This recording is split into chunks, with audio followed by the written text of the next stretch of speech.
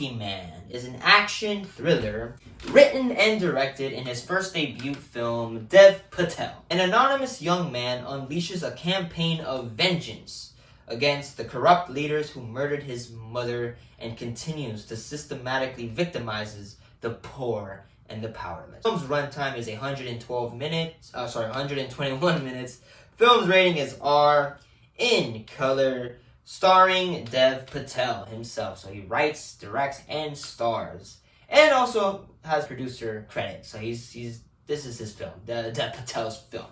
And Monkey Man, I saw the trailer for this movie. It looked really good. The trailer conveys so many genres and emotion where you have it felt like a horror, thriller, action, comedy. It has a lot. I really freaking like this one.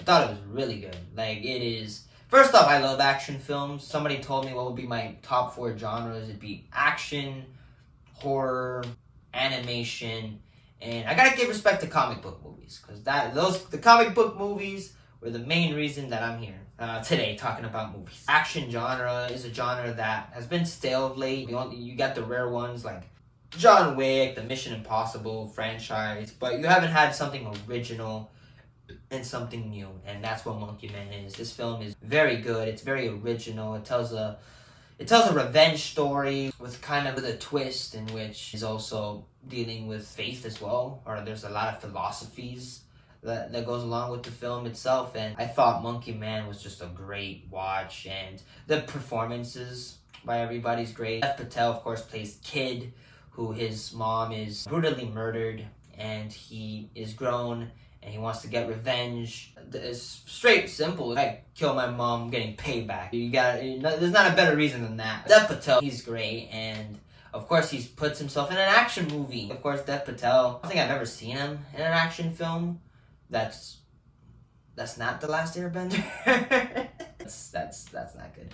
But Dev Patel really hasn't had his action hero moment, and I felt like this movie he's like, all right, I'm gonna do it myself, and he puts himself in an action film. And Dev Patel is really good in the movie and knows his shit when it comes to the action choreography, how action should be. One of the biggest complaints I've heard about this movie mostly is because of the shaky cam, which at the time it was during the movie where I was like, yeah, this movie's a lot. Specifically in the beginning action scenes, I was like, this is very shaky. I noticed them. This is pretty shaky. Yeah, I can see it. By the end, it does something where it goes from shaky cam to it being more steady, where the action scenes are more calm and that. And I kind of took it as a character development, like a camera character development, where in the beginning he's not as action professional badass, where he's in the beginning of the movie he's just the angry revenge guy who wants to kill this dude, and he can't really control his emotions, so the camera kind of conveys it. And by the end, where he has all his character development or all his character arc, the camera becomes more steady and it's more cohesive. So I even during the movie I kind of like that. Wow, all right, that's a first. I've never seen something where the camera has a development that conveys the character's movements and what he's thinking. And I thought that was awesome. Good, but I feel like people don't know that. I feel like people are walking out it's super shaky. But while I was watching the movie, I kind of understood it. I thought Dev Patel, that was a very interesting choice by Mr. Patel. And of course, you got the villain of the film, Markran Desfandi as Baba Shakti, the guru man, the one who takes faith and he makes it wealthy. He has a lot of wealth because of faith. Does things that are pretty fucked up, order the people to get burned or just burn down people's houses. So the main villain is a very interesting villain because it's a man who is supposed to be a man of faith, but also does very evil deeds, and it's very interesting. I thought the main villain did a great job. We also got Sikandar Kir as Rana, the crooked chief, who is the one who does pretty much the evil deeds here. And yeah, this guy is a fucking evil son of a bitch. This villain does something where you're on board for his murder pretty much. He did a great job just being this evil asshole. Vipin Sharma as the alpha, kind of like his Mr. Miyagi, the one who kind of helps him out and trains him. And he's great. He kind of brings up the philosophy of the Monkey Man and and helps Dev Patel really figure his way in. And I thought the guy did just a great job as well. Fonzo, played by Pito Bash, the one who kind of hires the guy and helps him and everything. He's freaking hilarious. He's a drug addict guy who just wants money, and he's just hilarious. The character does just a great job. He's just very wild and just very funny. I thought the guy did a great job with this character. All the performances are great. Direction by Dev Patel is he's for his first directorial debut, and especially one that had so many problems, so many production problems, like, you know, COVID hit, I think cameras broke, and also he just suffered so many physical problems, broke a bunch of bones for this movie.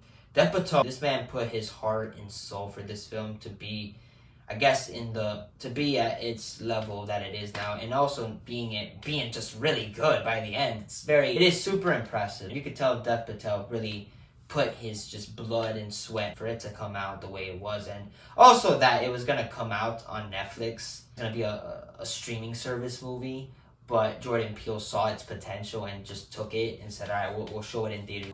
I gotta give respect to Jordan Peele for actually seeing the potential and not having this film being just straight to the streaming service. Honestly, bro, streaming services movies are turning out to be like straight to DVD kind of movies. That's just the kind of quality that they're having these days. I'm glad Jordan Peele saw the potential and said, let's keep the movie from going to straight to services. And so I gotta give respect to Peele. And also the film is just very well directed. The action scenes are so amazing, super violent, super gruesome, just like how I like it. The action scenes are great. The cinematography is incredible by Sharon Meir. Very well shot film. The screenplay is really good, of course, written by, of course, Dev Patel, also Paul Anguinwella, and John Cawley, who's known for the films Master and Commander, The Far Side of the World, The Patriarch, and Hotel Mumbai. And yeah, very well written. The story it's simple to understand, but it's not just like the thing is, it's not like it's a simple revenge story. It also is a lot. It deals with the philosophy of the monkey man and just the culture and how the poor gets treated like shit. It's more than just a revenge story. There's more to it than that. It's great. I thought the film was just very well written. Everything about the film, the score by Jed Corzel is great. Really showing the culture, and the music score is pretty damn good. It shows the culture. Production designing is great by Pawaz Swachayame. The sets are big. The sets are good. Everything about this film is really good. The costume designs by Devaya Gambahir, of course, the monkey mask and how everybody looks is just great. The costume designing for the film is really good. I really liked Monkey Man. I thought it was a really good film. A very fun action film, but with heart, with philosophies, and also very deep meanings about faith. Them using faith as a way to control people. It's kind of deep stuff. I thought it was a really good movie. I'm very excited to see what Dev Patel does next.